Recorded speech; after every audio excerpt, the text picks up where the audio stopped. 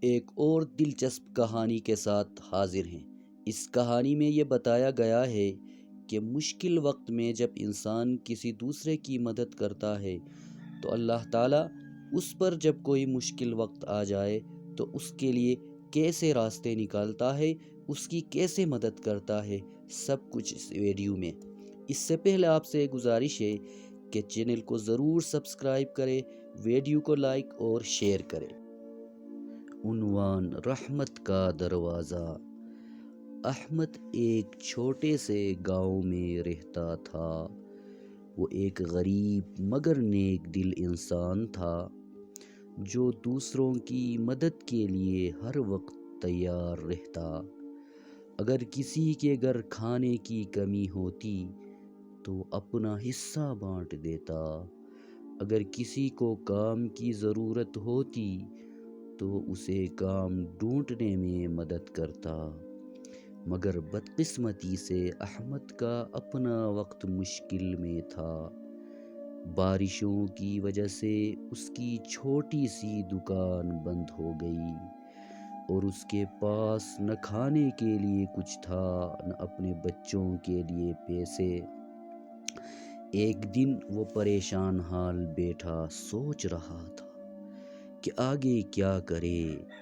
اچانک گاؤں کے بزرگ بابا رحمت اس کے پاس آئے اور مسکرا کر بولے، بیٹا، جو نیکی تم نے کی ہے وہ کبھی ضائع نہیں جاتی۔ اللہ کسی نہ کسی ذریعے سے تمہاری مدد ضرور کرے گا۔ احمد نے گہری سانس لی مگر دل میں ایک سوال تھا، کیا واقعی ایسا ہوتا ہے نیکی کا صلہ؟ کیا نیکی کا صلہ پھر انسان کو ملے گا؟ اس کے بارے میں احمد برابر سوچ رہا تھا۔ اگلے ہی دن احمد کے دروازے پر ایک اجنبی شخص آیا۔ وہ ایک خوشحال تاجر تھا جس کا نام فہد تھا۔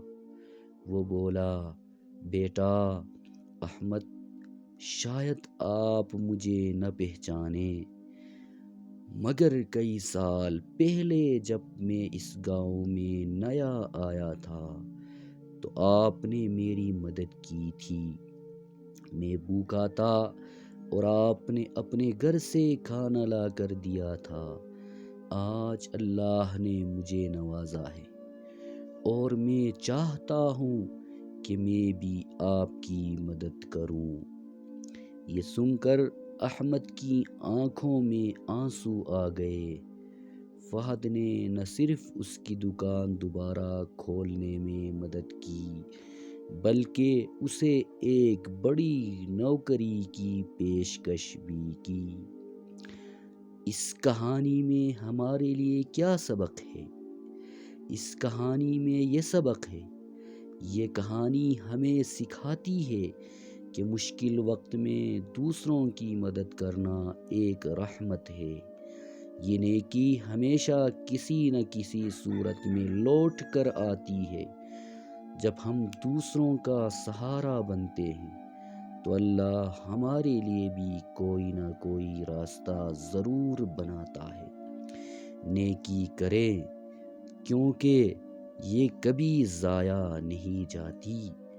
نیکی کا بدلہ دنیا میں بھی انسان کو مل جاتا ہے، آخرت میں بھی مل جاتا ہے۔